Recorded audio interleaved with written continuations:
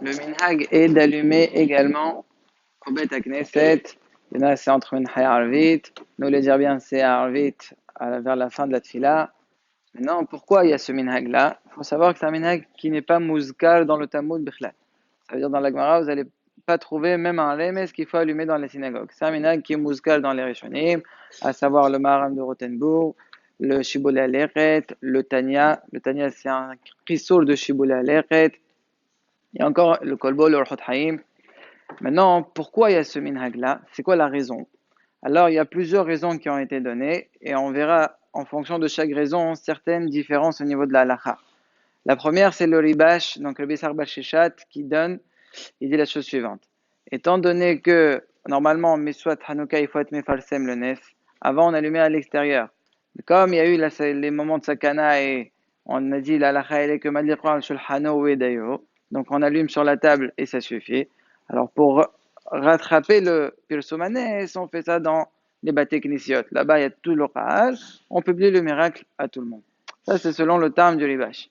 Selon le terme du Manhir, donc c'est un autre sefer, il dit c'est le aussi, et ta'aniyim, et ta'orhim, et chovatam. Ça veut dire, il y a des gens qui sont très pauvres et qui n'ont pas, bien que normalement ils devraient avoir, on a dit qu'il faut tout faire, mais il y en a que malgré tout ils n'ont pas.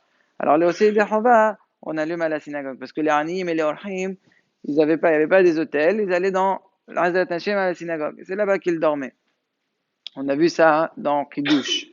Dans le Kiddush aussi, vous verrez dans le Chot Shabbat, dans Shulchan Aruch, il y a des synagogues où ils ont le minhag de faire un Kiddush le Shabbat, justement, pour être aussi les Aniyim et les Orhim qui dorment là-bas. Maintenant, vous allez me dire, ah, mais Batel Adavar, ça y est, il n'y a plus vraiment ça, c'est plus mal. Malgré ça, Batel Davar, le bat la Takana. La Takana, elle reste, c'est pour ça qu'on continue à allumer.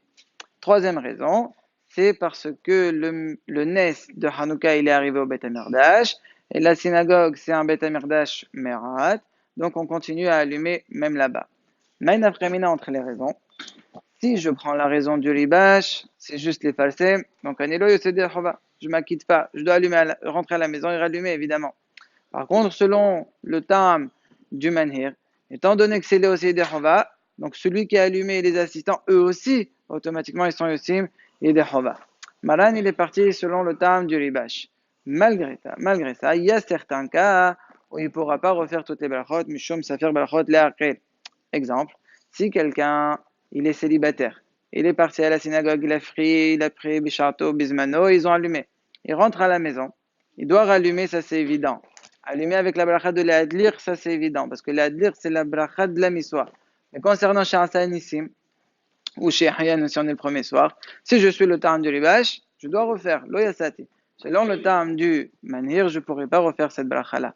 Donc quelqu'un qui est célibataire et qui doit rallumer à la maison, il ne pourra pas refaire Shar Sanissim s'il a écouté l'allumage à la synagogue. Bien que nous on n'est pas sûr comme le ribash, quand même, l'oyosim, idée safer bracha levatala, donc on dit safer brachot le'achel, même neged maran, comme on a l'habitude. Un autre cas où il y a une afrouta entre les raisons, si jamais il y a plusieurs minyanim à la synagogue, ce qui est très fréquent, il y a le minyan de la shri'a, mincha alvit, on fait adlacha. Il y en a qui travaillent, il y en a qui sont rentrés à la maison, ils ne sont pas encore prié alvit. Ils viennent tard, ils viennent à 20h, 21h pour prier alvit. Là aussi on va te mettre le nes, là aussi on va rallumer. Le problème c'est que souvent tout le monde a déjà allumé. On va rallumer, mais est-ce qu'on peut faire la bracha? Chouv, encore une fois, ça va faire la bracha, ils ne pourront pas faire la bracha de Shansan ici. S'ils trouvent quelqu'un qui n'a pas allumé, c'est bon. Parce que lui, il doit allumer. Mais si jamais tout le monde a fait, ça serait un problème. Pareil pour le vendredi. Tout le monde a allumé déjà à la maison. Après, on va à la synagogue allumer juste avant l'entrée de Shabbat.